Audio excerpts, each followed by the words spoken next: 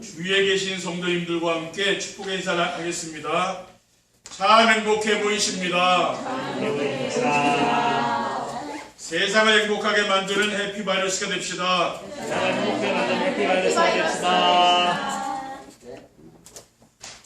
말씀을 선포하시고 성취하시는 하나님께서 오늘 우리에게 주신 말씀의 제목은 237 나라를 살리는 복음운동입니다. 그리고 오늘 본문의 내용은 237 나라를 살리는 복음운동의 내용입니다. 지금 세상이 왜 이렇게 힘들고 어렵게 되었습니까? 올바른 복음을 전해야 할 교회들이 올바른 복음을 전하지 못했기 때문입니다. 많은 교회들이 예수 그리스도보다 세례 요한처럼 다른 삶을 살아야 하고 엘리야처럼 능력을 받아야 한다고 가르치며 어떤 교회는 예레미야처럼 어려운 사람들을 도와줘야 한다고 생각하고 있습니다. 모두 필요한 것입니다. 그러나 바른 삶과 능력과 박애주의로 세상을 살릴 수가 없습니다. 세상 사람들에게 필요한 것은 웅배 권세가 이기지 못하고 천국 열쇠를 받아들일 수 있는 주는 그리스도시요 살아계신 하나님의 아들이시니이다 라는 베드로와 같은 고백입니다. 저는 이 고백을 하면서 제 인생이 바뀌었고 사람들의 운명이 바뀌는 것을 보았습니다. 그래서 저는 237 나라를 살리려면 예수 그리스도에 대한 올바른 고백을 할 수 있는 복음운동이 일어나야 한다고 믿고 있습니다. 237 전도를 위한 복음운동이란 무엇입니까? 복음운동은 237 나라를 살리는 길입니다. 인생의 문제는 237 나라가 모두 똑같기 때문입니다. 아담과 하와가 금단의 열매인 선악과를 따먹는 죄를 짓고 인간은 하나님을 영원히 떠났습니다. 하나님과 함께 살아야 하는 인간이 하나님을 떠났기 때문에 인생의 모든 문제가 시작되었습니다. 그리고 지금 237 나라가 사탄에게 종론을 타고 있습니다. 창세기 3장 4절에 5절에 보면은 뱀이 여자에게 이르되 너희가 결코 죽지 아니하리라. 너희가 그것을 먹는 날에는 너희 눈이 밝아지어 하나님과 같이 되어 선악을 할 줄 하나님이 아심이니라 라고 했습니다. 그리고 237 나라가 죄악 가운데 빠져 있습니다. 로마서 5장 12절에는 그러므로 한 사람으로 말미암아 죄가 세상에 들어오고 죄로 말미암아 사망이 들어왔나니 이와 같이 모든 사람이 죄를 지었으므로 사망이 모든 사람에게 이르렀느니라고 했습니다. 그러니까 모든 인간은 원죄가 있는 것이죠. 그래서 행위를 지은 죄가 아닙니다. 하나님을 모르는 죄를 말하는 것입니다. 둘째, 복음운동은 모든 사람은 그리스도를 믿지 않으면 안 되는 것입니다. 왜냐하면은 그리스도를 믿지 않으면 멸망받기 때문입니다. 요한복음 3장 16절에 하나님이 세상을 이처럼 사랑하사 독생자를 주었으니 이는 그를 믿는 자마다 멸망하지 않고 영생을 얻게 하라고 했습니다. 그리고 그리스도를 믿지 않으면 어떤 일을 합니까? 저주와 재앙을 피할 길이 없습니다. 애굽의 10가지 재앙으로 이스라엘 백성들이 출애굽했고 애굽은 망하게 되었습니다. 이재앙, 피재앙, 개구리 재앙, 독종 재앙, 또 장자의 죽음, 이렇게 해서 애굽이 망하지 않았습니까? 그러나 어린 양의 피를 바른 이스라엘 백성들의 집에는 재앙이 임하지 않았어요. 출애굽 12장 13절에 내게 애굽 땅을 칠 때에 그 피가 너희가 사는 집에 있어서 너희를 위하여 표적이 될지라 내가 피를 볼 때 너희를 넘어가리니 재앙이 너희에게 내려 멸하지 아니하리라고 했습니다. 그러니까 어린 양은 예수 그리스도의 언약 아닙니까? 그 피를 바르는 날 재앙이 떠나간 거죠. 우리가 예수 그리스도를 믿으면은 모든 재앙이 떠나가는 줄 믿습니다. 그리고 그리스도를 믿지 않으면은 사망 권세 안에 살아갈 수밖에 없습니다. 히브리서 9장 27절에 한 번 죽는 것은 사람에게 정해진 것이요 그 후에는 심판이 있겠다고 했습니다. 그리고 히브리서 2장 15절에 또 죽기를 무서워함으로 한평생 매어 죽노릇하는 모든 자들을 놓아주려 하심이니라고 했습니다. 하나님을 모르는 모든 사람들은 죽음에 대한 두려움을 가지고 있는 거예요. 죽음에 대한 공포 속에서 날마다 살아갈 수밖에 없는 것입니다. 셋째, 복음운동은 죽음과 사탄과 지옥 권세에서 해방되는 길입니다. 그리스도는 죽음의 권세를 이기시고 부활하사 성령으로 우리와 함께 하십니다. 마태복음 28장 18절의 2절에 보면 하늘과 땅의 모든 권세를 가지신 그리스도께서 볼지어다 내가 세상 끝날까지 너희와 항상 함께 있으라고 했습니다. 우리는 죽음을 두려워하지 않는 것이죠. 그리스도께서 지금도 성령으로 우리와 함께 영원히 계시기 때문입니다. 그리고 그리스도는 사탄의 소나기에서 빠져나오는 길입니다. 요한복음 3장 8절에 하나님의 아들이 나타나신 것은 마귀를 멸하심이니라. 불신자들은 우상을 숨기고 하는 이유가 무엇입니까? 사탄에게 종려하기 때문이죠. 그리고 그리스도는 지옥 권세에서 해방되는 길입니다. 마태복음 25장 41절에 또 왼편에 있는 자들에게 이르시되 저주를 받은 자들아 나를 떠나 마귀와 그 사자들을 위하여 예비된 불에 들어가라고 했습니다. 아멘. 이 땅을 떠나갈 때에 불신자는 지옥 불 속에 떨어지는 거 아닙니까? 46절에는 그들은 영벌에 의인들은 영생에 들어가리라고 했습니다. 그래서 우리는 지옥 권세 아래에서 빠져나오기 위해서는 그리스도를 통해서 우리가 하나님을 만나야 되는 거죠. 그리스도는 하나님을 만나는 길이 되시는 참 선지자이시고 우리를 죄에서 해방하신 참 제사장이시며 사탄의 권세에서 해방하신 참왕임을 믿어야 될 줄 믿습니다. 그래야만이 우리가 복음운동으로 237 나라를 살릴 수 있는 것이죠. 왜냐 지금 237 나라는 복음이 없어서 재앙 가운데 빠져있기 때문입니다. 237 전도를 위한 복음운동을 하려면 어떻게 하면 됩니까? 첫째, 237 나라를 살리기 위한 부활신앙을 회복해야 합니다.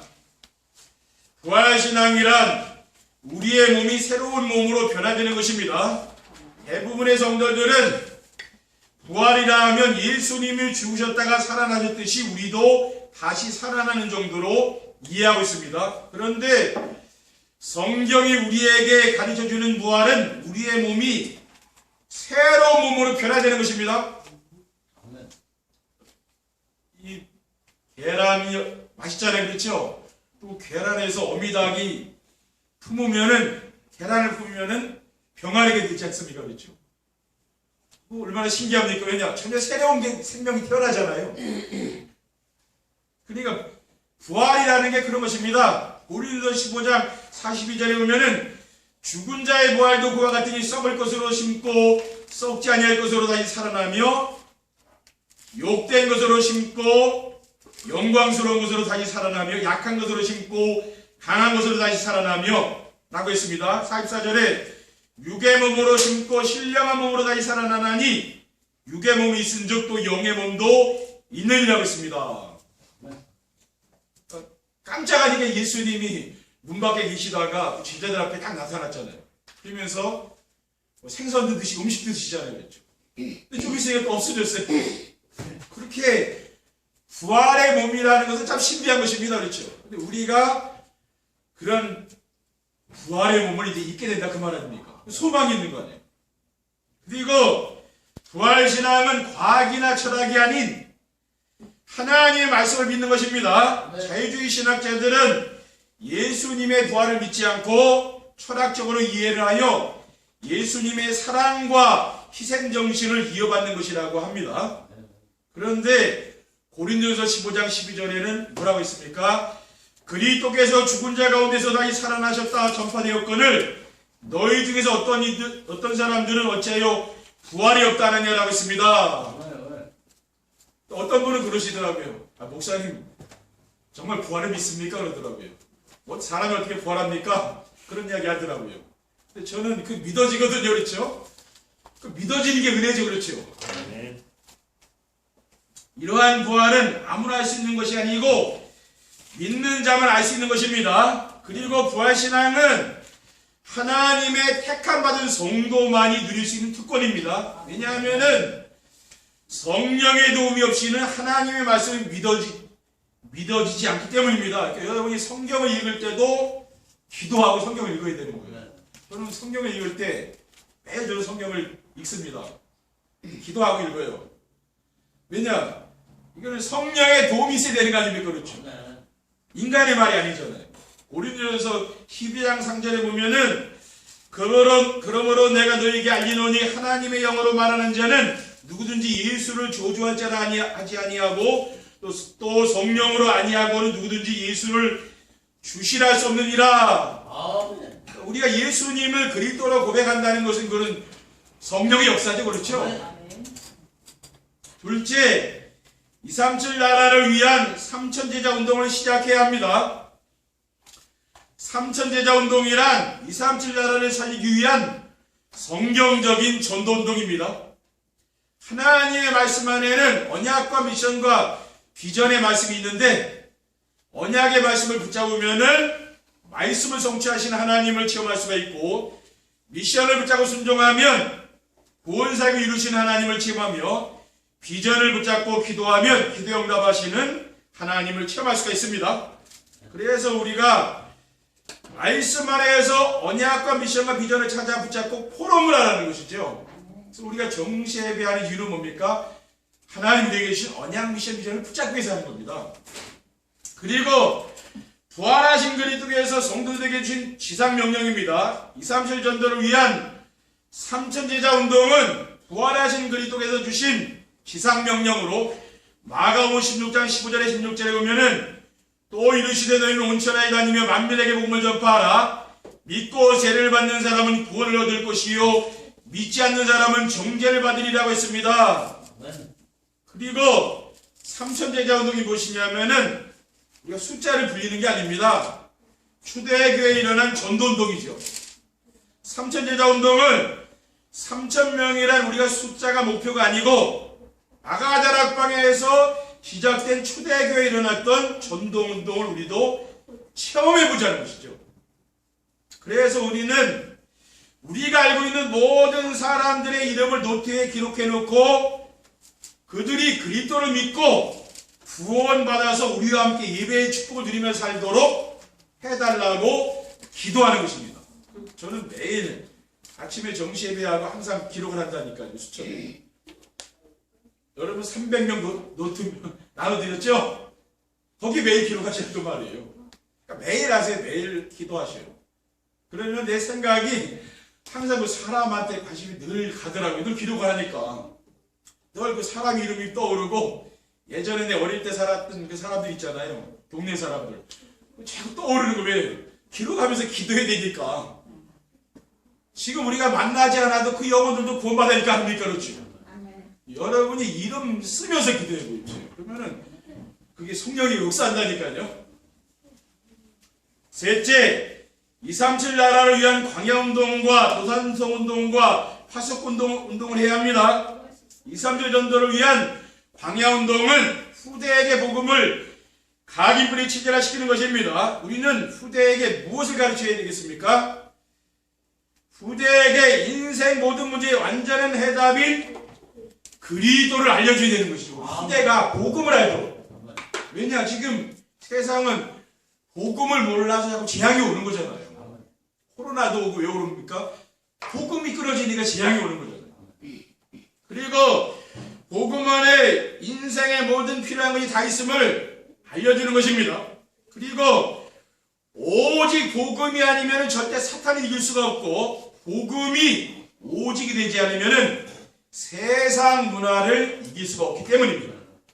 그리고 237 전도를 위한 도단성 운동은 서밋 타임, 서밋 자세, 서밋 그릇을 준비하는 것입니다.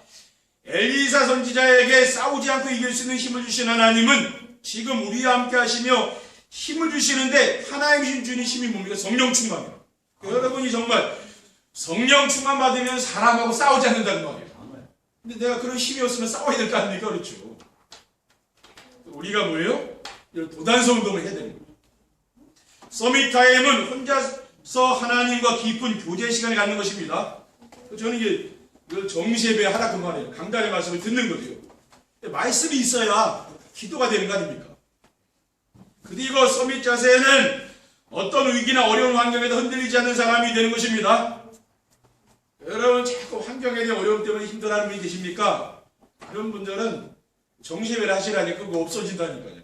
원망 불평 이런 게 어느 날 없어져요. 그리고 서밋 그릇은 모든 사람을 이해하고 수용하되 나와 다른 사람들과도 함께 갈 수 있는 사람이 말해줘요. 그걸 말하는 거예요. 나하고 세상 사람들이 다 똑같습니까? 우리는 믿음의 사람이고, 불신자들을 보면 뭡니까? 그 사람들은 자기 중심, 물질 중심, 성공 중심에 빠져 사는 사람 아닙니까? 그렇죠? 그러니까 다르다 그 말이에요. 근데 내가 만약에 성령 충만에 힘이 없으면 그 불신자를 따라간다니까요. 나도 모르게 불신자의 생각을 따라가는 거예요. 세상의 문화에 빠진다는 거예요. 여러분이 TV라든가 영화나 오락이나 이런 것들 계속 보다 보면 어떻게 그게 불신자들의 생각을 가지고 산다니까요. 그리고 지금 세상에 이혼이 많고 자꾸 하는 이유가 왜 그래요? TV 드라마가 다 그런 거 아닙니까? 그렇죠? 저는 드라마 잘 안 본다니까요. 왜? 그 세상 문화 이거 빠지다 보면은 생각이 이렇게 간다고. 그래서 저는 여러분에게 말씀드리잖아요. 자연인이라든가 산에 사는 사람들 그런 거 본다고. 네. 그건 거짓이 없잖아요. 그렇죠? 그거 편하더라고요. 보기가. 그리고 237 전도를 위한 파수꾼 운동은 사람들이 찾아올 수 있는 플랫폼을 만드는 것입니다. 지금 전 세계는 하나님께서 진노하실 일들이 너무 많이 있습니다. 지금 하나님이 흩어놓은 언어들이 뭡니까? 통일되잖아요. 왜냐? 지금 번역기가 있어가지고 다 지금 각 나라 말로 번역되거든요. 그리고 유전자 공학으로 하나님이 만들어 놓으신 생물을 변형시키잖아요. 유전자 콩이라든가 뭐 외국에서 들어오는 콩들 다 그렇잖아요. 그렇죠? 다 변형시키잖아요. 그러니까 이게 하나님의 창조 영역 아닙니까? 그렇죠? 다 이런 꽃이라든가 이런 거. 근데 이게 사람이 변형시킨다는 말이에요. 그리고 동성애자들을 옹호하며 성차별 금지법이라는 것을 만들어 교회 목사들의 입을 지금 가로막으려고 하지 않습니까? 앞으로 그런 시대가 온다니까요. 그리고 중국에서 어떻습니까? 십자가를 불사르고 예배당을 폭파시키는 일들이 지금 일어나잖아요. 그러니까 이 코로나 같은 바이러스가 안 생깁니까? 그래서 이 재앙이 온다고 말이에요. 이러한 시대에 어떻게 하면은 많은 사람들이 모이는 플랫폼을 만들 수가 있습니까? 지금 사람들은 죽음의 두려움과 공포에 떨고 있잖아요. 이러한 사람들에게 사망 권세를 가진 사탄의 머리를 박살내시고 승리하신 그리스도의 깃발을 높이 들고 인생의 모든 문제를 해결하시고 지금도 우리와 함께 하시는 그리스도를 누리는 전도자의 삶 속으로 들어가면은 모든 것이 해결될 줄 믿습니다. 아멘. 우리는 이 전도자의 삶 속으로 들어가면 됩니다. 237 전도를 위한 복음 운동을 하면 어떻게 됩니까? 오직 그리스도로 각인이 바뀝니다. 237 나라를 살리기 위한 부활신앙을 회복하면은 나만 알고 물질을 쫓아가며 성공을 위해 사는 삶이 오직 그리스도를 누리는 삶으로 바뀌게 됩니다. 우리가 정말 그리스도의 비밀을 바르게 알고 전하면은 주는 그리스도시요 살아계신 하나님의 아들이시라고 고백한 베드로에게 하유나 시모나 내가 복이 있도다 이를 내게 하게 하는 혈육이 아니요 하늘에 계신 내 아버지시니라. 아멘. 너는 베드로라 내가 이 반석에 내 교회를 세우리니 음배을 새기지 못하리라고 하지 않았습니까? 우리가 이런 그리스도께서 우리 교회를 반석처럼 만들어서 어떤 환란에도 흔들리지 않는 교회가 되게 해줄 줄 믿습니다. 아멘. 여러분 가정도 반석과 될 줄 믿습니다. 아멘. 둘째, 오직 그리스도로 뿌리가 바뀝니다. 237 나라를 위한 3천제자 운동이 일어나면은 우리의 삶 속에서 하나님의 나라를 누리는 삶이 되어서 그리스도로 만족하고 충분한 삶이 되어 인생이 행복해지는 거죠. 왜냐? 나는 세상 것으로 만족한 게 아니에요. 그리스도로 만족한 거죠. 빌립보서 4장 11절 13절에 내가 궁핍함으로 말하는 것이 아니니라 어떠한 형편에든 나는 자족하기를 배웠노니 나는 비천의 철줄도 알고 풍부의 철줄도 알아. 모든 일, 곧 배부름과 배고픔과 풍부와 궁핍에도 처할 줄 아는 일체의 비결을 배웠노라. 내게 능력 주시는 자에서 내가 모두가 할 수 있는 일이라고 했습니다. 셋째, 오직 그리스도로 체질이 바뀝니다. 아멘. 237 나라를 위한 광야운동과 도단성 운동과 파석운동이 일어나면은 우리의 각인뿐인 체질이 바뀌는 거죠. 나중심, 물질중심, 성령중심이 바뀝니다. 그러니까 이제 성령 충만을 받게 되는 거죠. 내 삶이 성령 충만하니까 삶의 현장에서 하나님께서 전도가 되어지고 제자가 되어지는 걸 축복 누리게 해주는 거예요. 우리가 해야 될 건 뭡니까? 강단의 말씀을 따라가는 이 전도자의 삶을 살면 되는 거죠. 그럼 하나님은요, 237 나라를 살리는 복음 운동이 이제 일어나는 그 축복을 주시는 겁니다. 이번 한 주간도 우리 성도님들의 삶이 반석과 같은 그러한 믿음 위에 든든히 서서 여러분 주위에 죽어가는 그 생명을 살리는 역사들이 일어나기를 주님의 이름으로 축원드립니다. 기도하시겠습니다. 사랑의 하나님 감사합니다. 오늘 237 전도를 위한 복음운동이라는 말씀을 주신 하나님 아버지, 정말 우리의 삶 속에서 그리스도가 오직이 되게 하시고 이 복음을 우리 후대에게 전달하며 만나는 사람에게 전달할 수 있는 축복을 누리게 되어서 우리 교회가 플랫폼이 되고 우리 가정이 플랫폼이 되는 축복을 누릴 수 있도록 인도해 주시옵소서. 주 예수 그리스도의 이름으로 기도드립니다. 아멘.